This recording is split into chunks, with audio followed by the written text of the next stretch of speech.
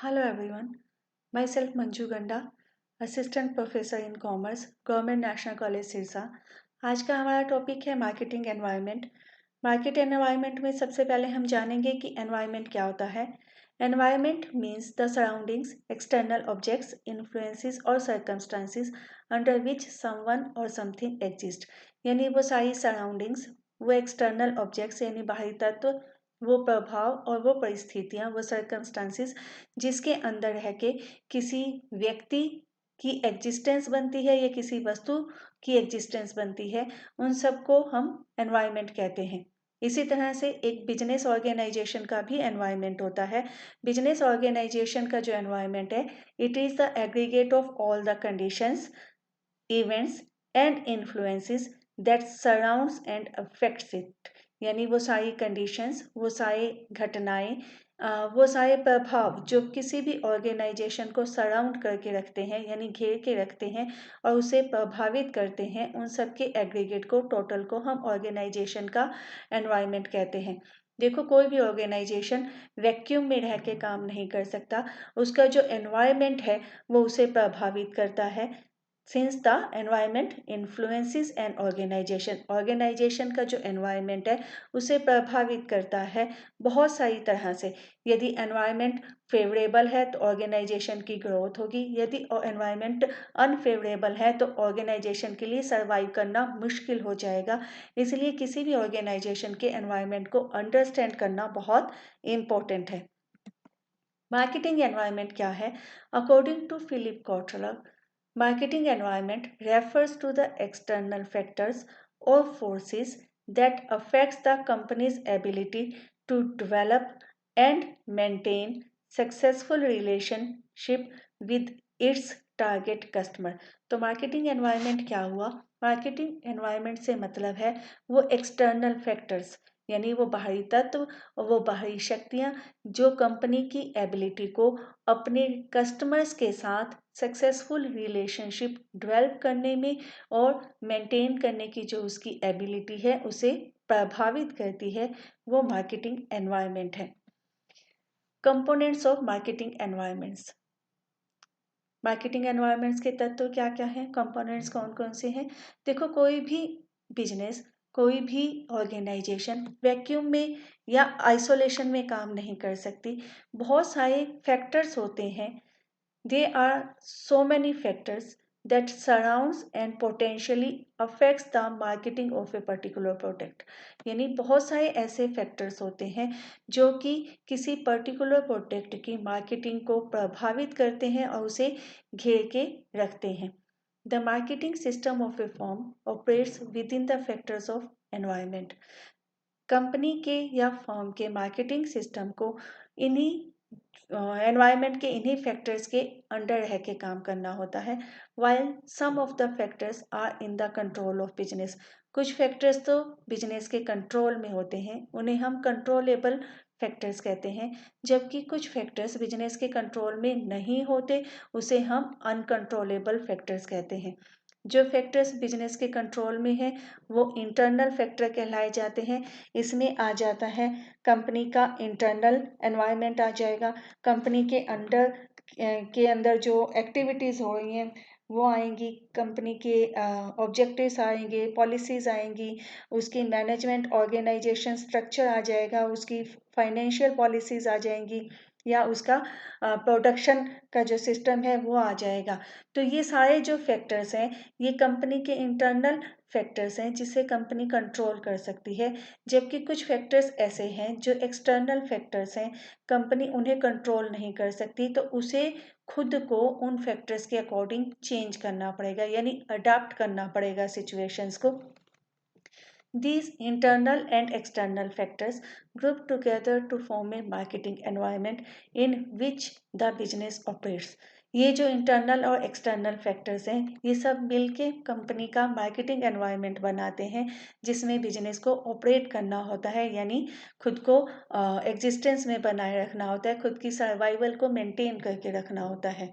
ठीक है, इसमें हम एग्जाम्पल करते हैं। जैसे अभी हम हाल कोविड-19 को फेस कर रहे हैं। मार्च 2020 में जब लॉकडाउन हुआ तो क्या हुआ कि सारे के सारे बिजनेसेस बंद हो गए। कोविड-19 की वजह से जो लॉकडाउन हुआ वो एक एक्सटर्नल फैक्टर था, यानी वो किसी भी बिजनेस ऑर्गेनाइजेशन के कंट्रोल में नहीं था वो लॉकडाउन, तो वो अनकंट्रोलेबल फैक्टर था। तो या तो बिजनेस बंद हो जाएगा या फिर बिजनेस को या मार्केटिंग मैनेजर को उस एनवायरनमेंट के अकॉर्डिंग खुद को चेंज करना होगा। तो इसमें आप खुद से भी देख सकते हो, आप सर्च कर सकते हो, ये देख सकते हो कि कोविड-19 की वजह से वो कौन कौन से बिजनेस हैं जिनकी ग्रोथ कोविड-19 की वजह से बढ़ गई और कंपनीज ने क्या क्या स्ट्रेटेजी अपनाई पैंडेमिक से सर्वाइवल के लिए। The marketing environment of a business consists of internal and external environment. Marketing environment internal भी होता है और एक्सटर्नल भी होता है। Internal environment is company specific, includes owners, workers, machine, material etcetera. Internal environment control में होता है मार्केटिंग मैनेजर के। जब भी इंटरनल एनवायरनमेंट में चेंज होता है तो हम उसको कंट्रोल कर सकते हैं, उस चेंज को हम कंट्रोल कर सकते हैं। हालांकि जो इंटरनल मार्केटिंग एनवायरनमेंट है वो उतना ही इम्पोर्टेंट है जितना कि एक्सटर्नल मार्केटिंग एनवायरनमेंट है, लेकिन फिर भी ये कंपनी के ऊपर बहुत प्रभाव डालता है, इसलिए मार्केटिंग मैनेजर को इसको स्टडी करते रहना चाहिए। मार्केटिंग एनवायरनमेंट में क्या क्या आ जाएगा? इंटरनल मार्केटिंग एनवायरनमेंट में आएगा sales department, marketing department, manufacturing unit, human resource department etcetera आ जाएगा। The external marketing environment, external marketing environment है वो आगे फिर दो तरह का होगा। उसके दो कंपोनेंट्स होते हैं, micro and macro. Micro marketing environment, micro marketing environment में क्या आएगा? देखो, micro environment it refers to the company immediate environment, that is those environmental factor that are in its proximity, यानी वो environment जो बिल्कुल कंपनी के आसपास का नज़दीक का वातावरण है वो माइक्रो एनवायरनमेंट में आ जाएगा। These factors affect the companies prospects directly.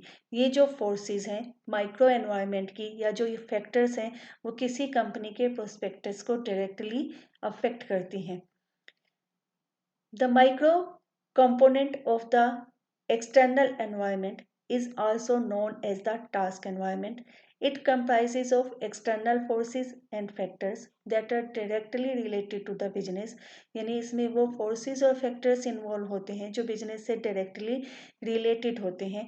इसमें आ जाएगा suppliers, marketing, intermediaries, customers आएंगे, इसमें employees आएंगे, कॉम्पिटिटर्स आएंगे, share holders and the public.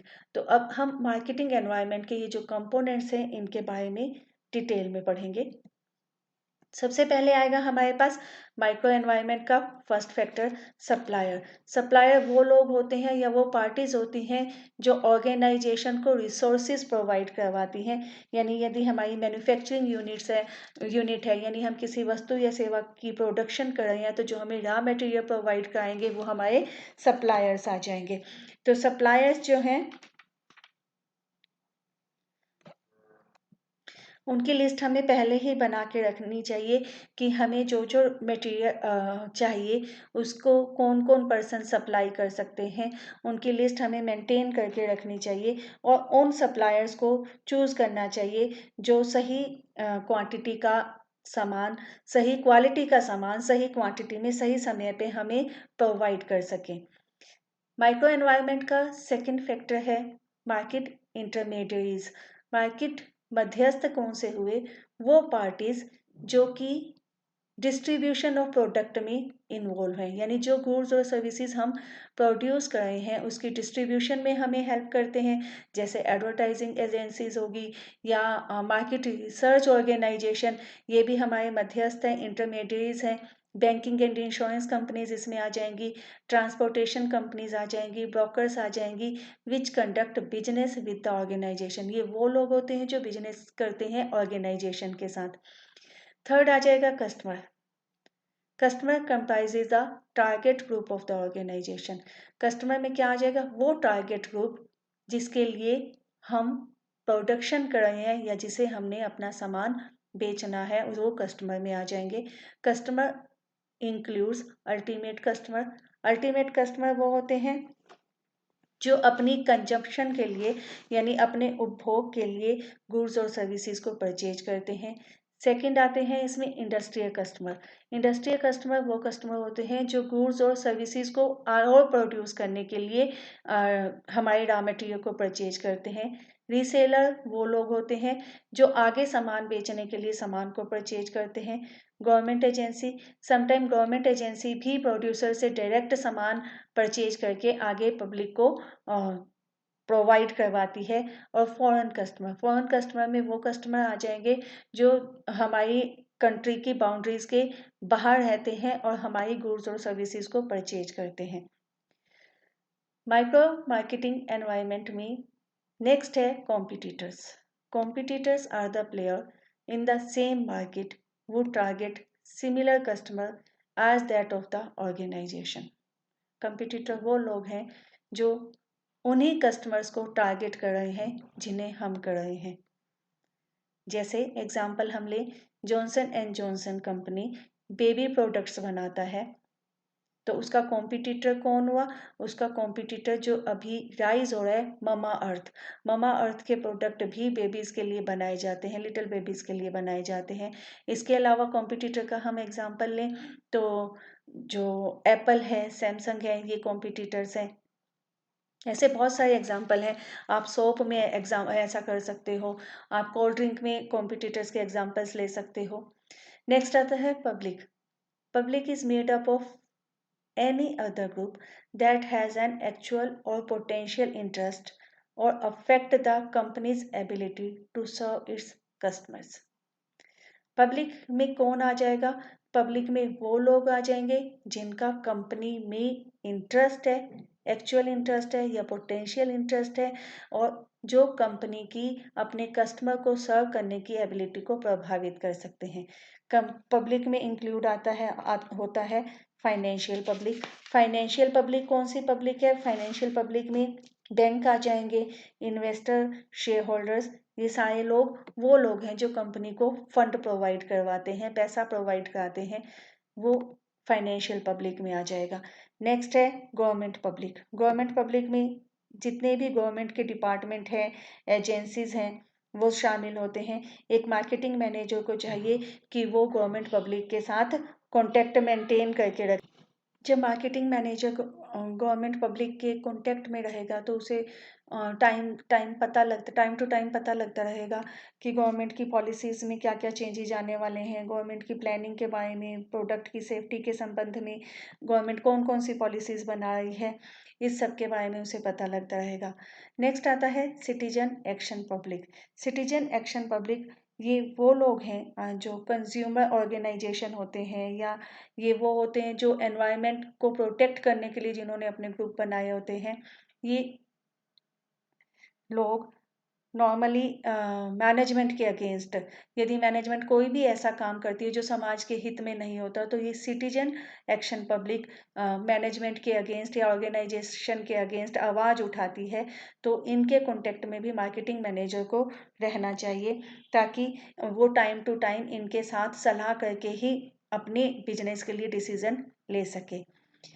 Next आता है इसमें इंटरनल पब्लिक। इंटरनल पब्लिक में कौन आएगा? इंटरनल पब्लिक में ऑर्गेनाइजेशन के मैनेजर्स हैं, ऑफिसर्स हैं, एम्प्लॉयज़ हैं या वर्कर्स हैं, ये सारे लोग इंटरनल पब्लिक में आते हैं। लोकल पब्लिक इसमें वो स्थानीय लोग आते हैं, यानी लोकल लोग आते हैं जो ऑर्गेनाइजेशन या बिजनेस के आसपास रहते हैं। इन लोगों के लिए बड़ी बड़ी कंपनीज ने इन लोगों के साथ रिलेशन मेंटेन करने के लिए पब्लिक रिलेशन ऑफिसर अपॉइंट कर रखे हैं, ताकि public relation officer time to time इन लोगों के साथ, लोकल पब्लिक के साथ मीटिंग करके यदि कोई समस्या आ रही है तो उसका समाधान करता रहे।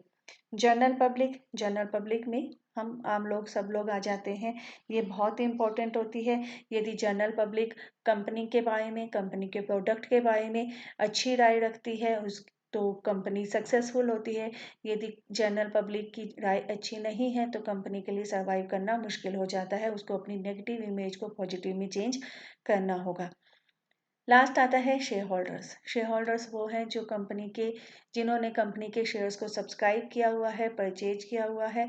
शेयर होल्डर्स प्रेशर मेंटेन करके रखते हैं कंपनी के ऊपर, क्योंकि उन्हें अपने पैसे के ऊपर जो उन्होंने कंपनी पे इन्वेस्ट करके रखा हुआ है उस पर रिटर्न चाहिए होता है। तो शेयर होल्डर्स भी माइक्रो एनवायरनमेंट को में इंक्लूड किए जाते हैं। तो नेक्स्ट आता है macro marketing environment. The macro component of the marketing environment is also known as the broad environment. It constitutes the external factor and forces which affects the industry as a whole but don't have a direct effect on the business. इसको हम broad environment भी कहते हैं। इसमें external factors यानी बाहरी तत्व और शक्तियां इन्वॉल्व होती हैं जो कंपनी को इंडस्ट्री को ओवरऑल अफेक्ट करती हैं। The macro environment can be divided into 6 part. Macro environment के 6 पार्ट होते हैं। इस चार्ट में आप देख सकते हैं। इसमें आते हैं demographic forces, economic forces, socio culture forces, technological forces, ecological forces and political forces. तो इनको हम अलग अलग से स्टडी करेंगे। अब सबसे पहले आता है डेमोग्राफिक एनवायरनमेंट। किसी भी ऑर्गेनाइजेशन के डेमोग्राफिक एनवायरनमेंट में क्या आता है? Demographic forces related to people. The name refers to the term demography. The latter refers to the study of human population. Demography का मतलब क्या होता है? Human population की स्टडी। जो जनसंख्या है उसकी गणना या उसको स्टडी करना डेमोग्राफी में आता है। इसमें क्या देखा जाता है? इसमें पॉपुलेशन के साइज को स्टडी किया जाता है, साइज देखा जाता है, डेंसिटी देखी जाती है, पॉपुलेशन की एज देखी जाती है कि किसी भी देश की ओवरऑल पॉपुलेशन में कितने बुजुर्ग हैं, कितने परसेंट बुजुर्ग लोग हैं, कितने यंग हैं, कितने बच्चे हैं, ऑक्यूपेशन देखा जाता है और ऐसी इसी तरह की बाकी सारी चीज़ें देखी जाती हैं। तो डेमोग्राफी को या जनसंख्या को स्टडी करना क्यों जरूरी है? क्यों पीपल इतने इम्पोर्टेंट है? Because on the whole their needs is the reason for the business to exist. क्योंकि ये जो लोग हैं जिनकी आवश्यकताएं हैं, नीड्स हैं, जिसको सेटिस्फाई करने के लिए ही कोई बिजनेस एग्जिस्ट करता है। In other words, people are the driving forces for the development of markets. जो लोग हैं या पीपल हैं, सिर्फ वही ड्राइविंग फोर्स है जिसकी वजह से मार्केट डेवलप करती है। क्योंकि लोग ही नहीं होंगे, कस्टमर नहीं होंगे, पीपल नहीं होंगे तो नीड्स नहीं होंगी, नीड्स नहीं होंगी तो बिजनेस नहीं होगा उन नीड्स को सेटिस्फाई करने के लिए। The large and diverse demographics both offer opportunities but also challenges for the business. Demography यानी जनसंख्या जितनी लार्ज होगी, जितना डाइवर्सिफिकेशन होगा उसमें, उतनी ही वो अपॉर्चुनिटीज लेके आएगी, उतने ही बिजनेस के लिए वो चैलेंजेस लेके आएगी। Specially in the time of rapid world population growth. हमें पता है कि इन दिनों जो पॉपुलेशन है दुनिया की वो लगातार बढ़ती जा रही है, डेमोग्राफी चेंज हो रही है। The study of people is crucial for marketing manager. जो मार्केटिंग मैनेजर है उसके लिए लोगों की स्टडी करना बहुत क्रूशियल होता जा रहा है। The reason is that changing demographic means changing market. क्योंकि डेमोग्राफी में पॉपुलेशन में चेंज आता है मतलब मार्केट चेंज होगी। Further changing market means a need for adjusted marketing strategy. क्योंकि हमें पता है यदि मार्केट चेंज होती है तो हमें अपने बिजनेस की मार्केटिंग स्ट्रेटेजीज को चेंज करना पड़ेगा। देयरफॉर जैसे वापस से हम यहाँ कोविड-19 का एग्जाम्पल ले सकते हैं। कोविड-19 की वजह से बहुत सारे बिजनेसेस ऐसे थे जिन्होंने अपने बिजनेस की मार्केटिंग स्ट्रेटजीज चेंज की। जैसे जो क्लॉथ मैन्युफैक्चरिंग थे यानी वो लोग जो क्लॉथ बना रहे थे या रेडीमेड गारमेंट्स बना रहे थे उन्होंने मास्क बनाने शुरू कर दिए। वो एजेंसीज बहुत सारी कंपनीज ऐसी एग्जिस्ट की जिन्होंने सैनिटाइजर बनाने शुरू कर दिए। तो मार्केटिंग जैसे ही एनवायरनमेंट चेंज हुआ वैसे ही उन्होंने अपनी स्ट्रेटजीज चेंज कर दी क्योंकि लोगों का डिमांड पैटर्न चेंज हो गया। नेक्स्ट है therefore marketing manager should keep a close I on demography. Marketing manager को डेमोग्राफी के ऊपर ध्यान देना चाहिए. दिस में include all kinds of characteristics of A population. Demography में पॉपुलेशन की सारी विशेषताएं आ जाती हैं, सच एज साइज, पॉपुलेशन का साइज क्या है, ग्रोथ क्या है, डेंसिटी क्या है, एज क्या है, जेंडर का स्ट्रक्चर क्या है, एंड सो ऑन. अब इसमें हम क्या देख सकते हैं कि देखो इन दिनों पॉपुलेशन का साइज तो इंक्रीज हो ही रहा है, लेकिन कुछ देश ऐसे हैं जैसे जापान है. जापान की जो टोटल पॉपुलेशन है उसमें ओल्ड एज लोगों की संख्या ज़्यादा है, तो वहाँ के जो मार्केटिंग मैनेजर हैं वो ओल्ड एज लोगों की जो डिमांड्स हैं उनको सेटिस्फाई करने के लिए प्रोडक्ट्स बना रहे हैं. इसी तरह से इंडिया जो है, इंडिया एक यंग कंट्री है, क्योंकि इसकी टोटल पॉपुलेशन का 60% लोग ऐसे हैं जिनकी एज 15 to 60 ईयर्स है, यानी 15 से 60 साल है.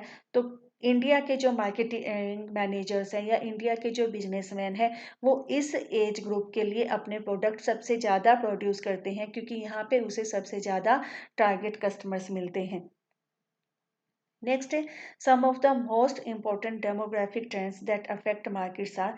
और कौन कौन से डेमोग्राफिक ट्रेंड्स हैं जो मार्केट को अफेक्ट करते हैं. वर्ल्ड पॉपुलेशन ग्रोथ, दुनिया की पॉपुलेशन कैसे ग्रो कर रही है.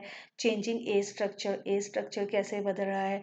चेंजिंग फैमिली स्ट्रक्चर भी बिल्कुल चेंज हो रहा है इन दिनों. पहले जॉइंट फैमिली हुआ करती थी, इन दिनों हमारी जो सिंगल फैमिलीज हैं उसका ट्रेंड बढ़ गया है. इसके अलावा सिंगल फैमिलीज में भी वो फैमिलीज ज़्यादा हो गई हैं जिसमें जो बच्चा होता है वो एक होता है. नॉर्मली जो हमारा पुराना इंडियन स्ट्रक्चर था उसमें दो बच्चे हाँ थे, लेकिन इन दिनों एक बच्चे वाली फैमिली, सिंगल चाइल्ड वाली फैमिलीज जो है वो बढ़ गई हैं. फैमिली स्ट्रक्चर ऐसे भी चेंज हो रहा है कि पहले जो फैमिलीज थी उसमें कमाने वाले सिर्फ पुरुष होते थे, मेल मेंबर्स होते थे, लेकिन इन दिनों वीमेन भी अर्निंग करने लग गई हैं. तो ये सारी चीज़ें डेमोग्राफिक एनवायरनमेंट में स्टडी की जाती हैं. नेक्स्ट है economic environment. Economic environment is the most significant component of marketing environment. Marketing environment का सबसे important component economic environment है. Economic factor can be subdivided into economic condition in prevailing in the country, industrial condition and availability of the resources for the production. इसको आगे हम फिर 3 categories में divide करेंगे. First आ जाता है economic condition. The economic conditions prevailing in a country are related to the different components like economic system. Economic system conditions किस पे डिपेंड करती हैं कि किसी भी देश का इकोनॉमिक सिस्टम क्या है, पर कैपिटा इनकम कितनी है, उसके ट्रेंड्स क्या है, इनकम का डिस्ट्रीब्यूशन कैसे हो रहा है देश में, सेविंग का पैटर्न क्या है, एक्सपेंडिचर प्राइस लेवल क्या है, एम्प्लॉयमेंट के ट्रेंड कैसे हैं, एग्रीकल्चर का आउटपुट ट्रेंड कैसा है, इंडस्ट्रियल आउटपुट ट्रेंड्स क्या है, impact of government policies etcetera economic condition में आ जाता है. इंडस्ट्रियल कंडीशन में क्या आएगा, the organisation have to understand the influences of industrial conditions which includes market growth of the industry. Organisation को ये देखना पड़ेगा कि इंडस्ट्रियल कंडीशन कैसी है, इंडस्ट्री की मार्केट ग्रोथ क्या है, डिमांड पैटर्न क्या है, और stage of product life cycle. जो भी प्रोडक्ट इंडस्ट्री प्रोड्यूस कर रही है उस वो प्रोडक्ट लाइफ साइकिल के किस स्टेज पे प्रीवेल कर रहा है, ये इंडस्ट्रियल कंडीशंस में देखा जाएगा. लास्ट है availability of resources for production. देखो जब भी हम किसी वस्तु या किसी सेवा की प्रोडक्शन करते हैं तो हमें रिसोर्सेज चाहिए होते हैं, हमें इनपुट चाहिए होता है तभी हम प्रोडक्शन कर पाएंगे. हमें रॉ मटेरियल चाहिए, हमें लेबर चाहिए, हमें कैपिटल चाहिए, हमें मशीनरी चाहिए, हमें मैनेजर चाहिए. क्या ये ईजिली अवेलेबल है? यदि ये ईजिली अवेलेबल हैं तो इकोनॉमिक एनवायरनमेंट फेवरेबल होगा. लेकिन नॉर्मली क्या हो रहा है कि इन दिनों मटेरियल इजीली अवेलेबल नहीं होता, तो हमें देखना पड़ेगा कि इनकी अवेलेबिलिटी कैसी है. नेक्स्ट है social and culture environment. The social and culture environment of a country influences the value system of country which affect the marketing of a product. जो social environment है किसी भी देश का, वो उसके वैल्यू सिस्टम को प्रभावित करता है और इसके साथ साथ वो किसी भी वस्तु की मार्केटिंग को प्रभावित करता है. The social factor which influence the marketing environment are caste, custom, conventions, culture, heritage, etc. हमारे जो सोशल फैक्टर्स हैं उसमें क्या आ जाएगा, उसमें कास्ट आ जाएगी, कस्टम आ जाएंगे, जो हमारे रीति रिवाज हैं, हमारी परंपराएं आ जाएंगी, हमारे सांस्कृतिक मूल्य आ जाएंगे। इसमें हम मैकडोनल्ड का एग्जांपल ले सकते हैं। मैकडोनल्ड क्या है, मैकडोनल्ड जब इंडिया में आई तो उसने अपने सारे का सारा जो मेनू था वो चेंज किया। यानी मैकडोनल्ड था, उसके जो प्रोडक्ट की लिस्ट में सारे के सारे नॉन वेज प्रोडक्ट थे, यानी उसके जो बर्गर थे वो नॉन वेज थे, लेकिन जिसमें बीफ मीट शामिल था, यानी उसमें गाय का मांस भी इंक्लूड था। लेकिन जब मैकडोनल्ड ने इंडिया में अपनी फ्रेंचाइजीज खोली तो उसने अपने सारे मेनू को चेंज किया। उसने उसमें वेजिटेरियन प्रोडक्ट्स को इंक्लूड किया, उसने उसमें से बीफ को एक्सक्लूड किया, यानी गाय के मांस को हटाया, उसकी जगह वो वेजिटेबल बर्गर लेके आया। तो हर देश के कस्टम्स, हर देश की कास्ट अलग होती है, उसके हिसाब से ऑर्गेनाइजेशन को अपनी प्रोडक्ट में चेंज लाना पड़ता है, अपनी मार्केटिंग पॉलिसीज में चेंज लेके आना पड़ता है। नेक्स्ट है, in the Indian social environment the changes that took place are as under. India के सोशल एनवायरनमेंट में क्या क्या चेंजेस आ रहे हैं। सबसे पहले है breakup of the joint family system. जो हमारा संयुक्त परिवार का सिस्टम था वो टूटता जा रहा है, उसकी जगह सिंगल फैमिलीज आ रही हैं। वीमेन की एम्प्लॉयमेंट बढ़ती जा रही है, वीमेन की एम्प्लॉयमेंट बढ़ेगी तो डिमांड पैटर्न बढ़ेगा। Change in the attitude towards physical fitness. लोग अपनी फिजिकल फिटनेस को, अपने स्वास्थ्य को लेके ज़्यादा जागरूक हो रहे हैं, तो उसी तरह के प्रोडक्ट, एनर्जी ड्रिंक्स वगैरह की वो डिमांड करते हैं। Increase in the attitude towards education and growth of consumerism. Education की तरफ लोगों का एटीट्यूड चेंज हो रहा है, लोग ज़्यादा अच्छी एजुकेशन के लिए कोशिश करते हैं, लोग अपने बच्चों को अच्छी एजुकेशन के लिए मोटिवेट करते हैं। इसके साथ साथ उपभोक्तावाद भी बढ़ गया है। The change in the quality of life of the people also brought about many changes in the purchase of goods and services। लोगों की जो क्वालिटी ऑफ लाइफ है, यानी जीवन का स्तर है, वो चेंज हो गया है, यानी वो ऊंचा हो गया है। तो उसके साथ साथ लोगों की जो डिमांड पैटर्न है गुड्स और सर्विसेज को लेके वो भी चेंज हो गई है। जैसे जो लोग हैं वो अब motorcycle, car, AC, fully automatic machines, इन सब की डिमांड करने लगे हैं। नेक्स्ट है the culture environments include the following. Culture environment में क्या आ जाएगा, रिलीजन एंड लैंग्वेज। रिलीजन यानी धर्म, अलग अलग धर्म के हिसाब से लोगों का डिमांड पैटर्न चेंज होता जाता है। फूड हैबिट्स, फूड हैबिट्स हमारी अलग अलग होती हैं, फूड हैबिट्स भी कल्चर एनवायरनमेंट में आएंगी। फेस्टिवल्स, फेस्टिवल्स के अकॉर्डिंग डिमांड पैटर्न और मार्केटिंग स्ट्रेटजीज को चेंज करना पड़ता है। हमारा जो देश भारत है इसमें बहुत सारे त्यौहार मनाए जाते हैं, देश के अलग अलग भागों में अलग अलग तरह के त्यौहार मनाए जाते हैं। तो उन फेस्टिवल्स के अकॉर्डिंग लोगों का जो डिमांड पैटर्न चेंज होता है, मार्केटिंग मैनेजर उसी के अकॉर्डिंग अपनी मार्केटिंग स्ट्रेटजीज बनाता है। The marketing decisions are based on recognition of needs and wants of the customers। जितने भी मार्केटिंग डिसीजन हैं वो किस पे बेस करते हैं, वो उसमें इस बात पे जोर दिया जाता है कि हम ये पहचाने कि कस्टमर की नीड्स और वांट्स क्या हैं। जब हमें कस्टमर की नीड्स और उसकी ज़रूरतों का पता लग जाएगा, these help in understanding the lifestyle and behavior pattern as they have grown in the society in which the individual have been groomed। इससे हमें पता लगता है कि उनका लाइफस्टाइल और उनका बिहेवियर कैसा है। उनके लाइफस्टाइल और बिहेवियर के हिसाब से हम ये एस्टिमेशन लगा सकते हैं कि उनकी कोर कल्चरल वैल्यू क्या है जो कि सोसाइटी में प्रिवेल कर रही हैं, और उसी के अकॉर्डिंग हम प्रोडक्ट डिजाइन करेंगे, उसी के अकॉर्डिंग हम सर्विसेज डिजाइन करेंगे ताकि उनकी नीड्स को सेटिस्फाई किया जा सके। नेक्स्ट आता है पॉलिटिकल एनवायरनमेंट। पॉलिटिकल एनवायरनमेंट में क्या आएगा, marketing decision are also affected by forces of political and legal environment. The political change may take in the following forms. Political environment में आ जाएगा stability of tenure of government. यदि जो government है, एक बार हमने जिस गवर्नमेंट को चूज कर लिया, जिस पॉलिटिकल पार्टी को हमने चूज कर लिया, यदि वो गवर्नमेंट स्टेबल रहती है तो दैट्स मीन कंट्री में स्टेबिलिटी रहेगी, उसकी जो इंडस्ट्री है, उसके जो बिजनेस है, उसको ग्रोथ की अपॉर्चुनिटीज़ मिलेंगी। इसके बाद आता है political parties and their philosophies. जितनी भी पॉलिटिकल पार्टीज हैं उनकी अलग अलग फिलोसफीज होती हैं। उन पॉलिटिकल पार्टीज की फिलोसफीज के आधार पे गवर्नमेंट का जो एटीट्यूड है वो चेंज होता जाता है। जो भी गवर्निंग गवर्नमेंट होती है उसका एटीट्यूड चेंज होता जाता है, उसी के अकॉर्डिंग गवर्नमेंट पॉलिसीज चेंज होती हैं, इकोनॉमिक पॉलिसीज चेंज होती हैं।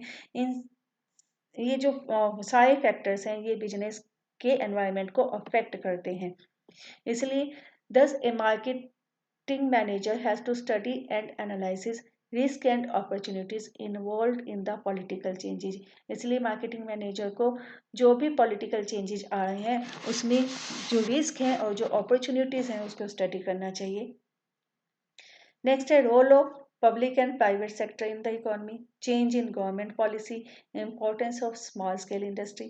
पॉलिटिकल एनवायरनमेंट में क्या आ जाएगा और आएगा इसमें कि पब्लिक सेक्टर का और प्राइवेट सेक्टर का रोल क्या है इकोनॉमी में, गवर्नमेंट पॉलिसीज में जो जो चेंजेज आए हैं, importance of small scale industry को कितनी इम्पोर्टेंस मिल रही है, देश में सर्विस सेक्टर की ग्रोथ का क्या रेट है, ये सारी चीज़ें पॉलिटिकल एनवायरनमेंट में आ जाएगा।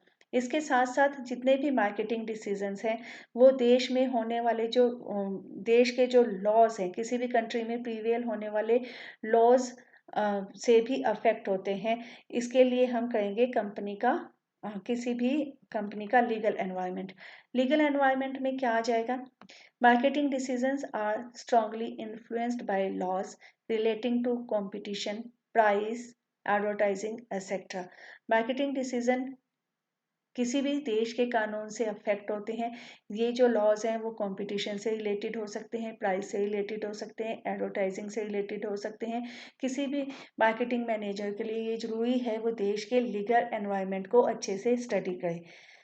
कुछ लॉज जो इम्पोर्टेंट हैं जिसके बारे में मार्केटिंग मैनेजर को पता होना चाहिए वो है essential commodities act 1955, weight and measurement act, drug and cosmetic act, trade and merchandise marks act 1958, MRTP act, environment protection act, competition act, consumer protection act, tax laws, direct and indirect taxes, water prevention and control of pollution act 1974। तो ये सारे laws हैं जो किसी भी organisation के marketing environment को प्रभावित करते हैं। इसीलिए इनके बारे में पूरी अंडरस्टैंडिंग मार्केटिंग मैनेजर को होनी चाहिए। लास्ट आता है technological environment. Technological environment constitute those factors that creates new technologies to create new product market opportunities। तकनीकी एनवायरनमेंट में क्या आता है, इसमें वो सारे फैक्टर्स आते हैं जिसमें नई टेक्नोलॉजीज को क्रिएट किया जाता है ताकि हम नए प्रोडक्ट डेवलप कर सकें, मार्केटिंग अपॉर्चुनिटी डेवलप कर सकें। Technology affects not only the finished product but also the raw material processes, operations and customer segmentation. तकनीक ना सिर्फ फिनिश्ड प्रोडक्ट को अफेक्ट करती है बल्कि रॉ मटेरियल प्रोसेसेस, जो ऑपरेशन है प्रोडक्शन के या कंज्यूमर सेगमेंटेशन है, इन सबको भी प्रभावित करती है। In today times rapid changes are happening in technological environment. इन दिनों टेक्नोलॉजिकल एनवायरनमेंट में बहुत जल्दी जल्दी चेंजेज हो रहे हैं। IT sector for example has to cope with the change which is extremely rapid. जैसे IT सेक्टर में बहुत जल्दी जल्दी चेंज आ रहे हैं। टेक्नोलॉजी कितनी जल्दी जल्दी चेंज हो रही है इसका एग्जांपल हम करते हैं। अभी भी हम देखते हैं कि हमारे पुराने वाले टेलीविज़न, ट्रांजिस्टर, लालटेन ये सारे मार्केट से बाहर हो चुके हैं क्योंकि टेक्नोलॉजी चेंज हो चुकी है। इसके अलावा आपको याद होगा कि मोबाइल फ़ोन आने से पहले एक छोटा सा इंस्ट्रूमेंट आया था जिसे पेजर कहा जाता था। पेजर एक इंस्ट्रूमेंट था जिससे हम मैसेजेज फॉरवर्ड कर सकते थे from one person to another person. अभी पेजर मार्केट में आया ही था, इतने में मोबाइल फ़ोन्स की इनोवेशन हो गई तो पेजर वहीं पे मार्केट से बाहर चला गया, यानी वो ग्रोथ स्टेज में पहुंचा ही नहीं।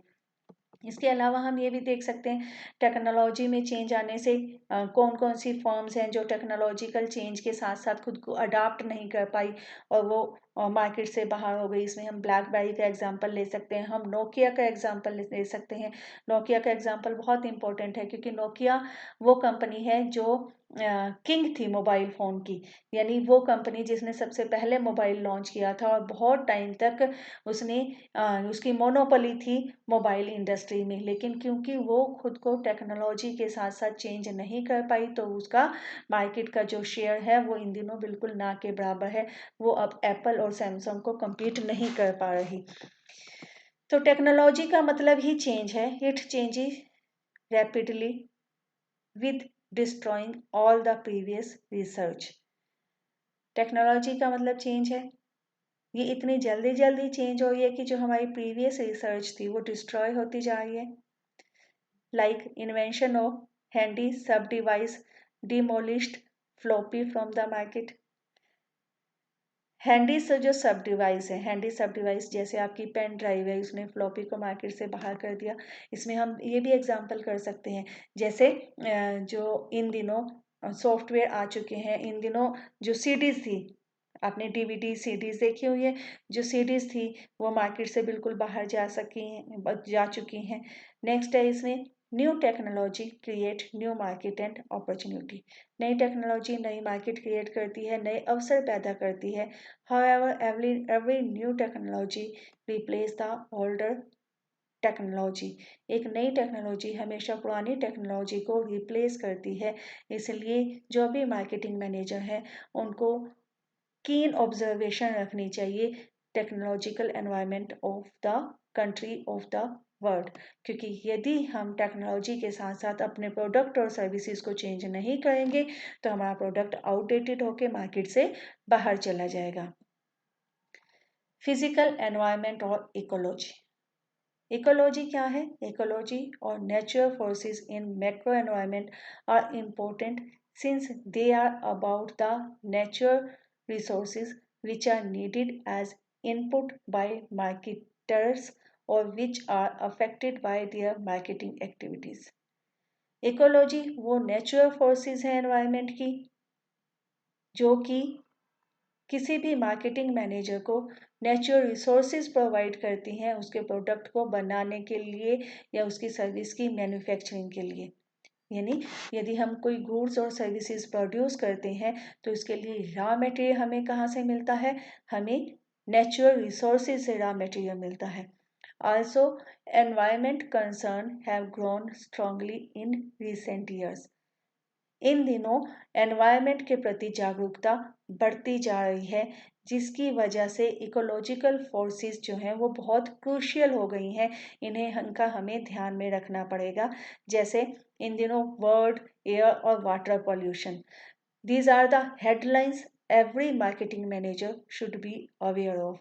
यानी वर्ल्ड के पॉल्यूशन को, एयर पॉल्यूशन और वाटर पॉल्यूशन, इन सबको ध्यान में रखना चाहिए किसी भी मार्केटिंग मैनेजर को। अदरवाइज इकोलॉजिकल जो एनवायरनमेंट है वो आउट ऑफ ट्रैक हो जाएगा। और जितने भी हमने वो किया था ना सिटीजन एक्शन पब्लिक साथ के साथ हमारे अगेंस्ट, हमारी फर्म के अगेंस्ट एक्शन लेगी यदि हम अपने वाटर पॉल्यूशन या एयर पॉल्यूशन को कंट्रोल में करके नहीं रखेंगे।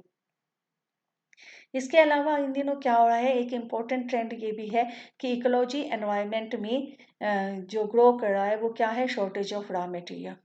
रॉ मटेरियल की शॉर्टेज होती जा रही है क्योंकि पॉपुलेशन इंक्रीज हो रही है। लेकिन जिस हिसाब से पॉपुलेशन इंक्रीज हो रही है उस हिसाब से हमारे जो नेचुरल रिसोर्सेज हैं वो नहीं बढ़ रहे। इंक्रीज पॉपुलेशन की डिमांड को पूरा करने के लिए प्रोडक्शन तो बढ़ानी है लेकिन नेचुरल रिसोर्सेज हमारे लिमिटेड है। इसके अलावा गवर्नमेंट की इंटरवेंशन भी बढ़ चुकी है, गवर्नमेंट का जो इंटरफेरेंस है वो बढ़ चुकी है क्योंकि गवर्नमेंट क्या चाहती है? गवर्नमेंट नेचुरल रिसोर्सेज को मैनेज करके रखना चाहती है। तो इसलिए भी इकोलॉजिकल एनवायरनमेंट को स्टडी करना बहुत जरूरी है। नेक्स्ट है इसमें conclusion. Therefore marketing environment plays a crucial role in the operation of a business। Marketing environment जो है वो बहुत इम्पोर्टेंट और क्रूशियल रोल प्ले करता है किसी भी बिजनेस में, क्योंकि यदि कोई मार्केटिंग मैनेजर मार्केटिंग एनवायरनमेंट के साथ साथ खुद को अडाप्ट नहीं करता तो वो मार्केट से बाहर हो जाएगा। इसमें हम एग्जांपल भी कर सकते हैं, जैसे वीडियोकॉन जो फर्म है वो मार्केट में सरवाइव नहीं कर पाई। उसकी डेथ का रीज़न क्या था? उसको एक्सट्रीमली लॉसेस हो रहे थे। हाईली कॉम्पिटिटिव मार्केट, यानी मार्केट में कंपटीशन बहुत ज़्यादा था। वो अपने मार्केट को शेयर को बना के रखने में असफल हुई और उसकी वजह से वीडियोकॉन मार्केट से बाहर हो गई। इसके अलावा क्या है, हम और एग्जाम्पल कर सकते हैं। नोकिया का एग्जाम्पल हम कर चुके हैं। इसके अलावा और भी हैं वो जो प्रोडक्ट मार्केट से बाहर हो चुके हैं। वो कौन सा है? ब्लैकबेरी के मोबाइल फ़ोन आते थे। वो टेक्नोलॉजी के चेंज के साथ साथ खुद को चेंज नहीं कर पाए, इसलिए वो मार्केट से बाहर चले गए। नैनो कार आपने पढ़ा होगा, आपने सुना हुआ होगा। टाटा ने एक नैनो कार बनाई थी, लेकिन उसकी जो मार्केटिंग स्ट्रेटेजी थी वो थी cheapest car of the country, यानी देश की सबसे सस्ती कार। जो सस्ता या चीप वर्ड है वो नेगेटिव वे में गया और सिर्फ इसी वर्ड की वजह से वो जो नैनो कार है वो सक्सेसफुल नहीं हुई, वो फेल हो गई। तो ऐसी बहुत सारे एग्जाम्पल यदि हम देखें तो हमारे आसपास हैं। वो प्रोडक्ट को जो कभी मार्केट को लीड करते थे, वो क्योंकि मार्केट एनवायरनमेंट के साथ साथ खुद की अडाप्टेशन नहीं कर पाए, इसलिए वो मार्केट से बाहर चले गए। ठीक है, तो एक मार्केटिंग मैनेजर को कंटिन्यूसली चेक रखना चाहिए, रेगुलर बेसिस पे चेक रखना चाहिए अपने एनवायरनमेंट पे, ताकि उसकी जो कंपनी है, उसका जो प्रोडक्ट है लंबे टाइम तक मार्केट में सर्वाइव कर सके। Thank you.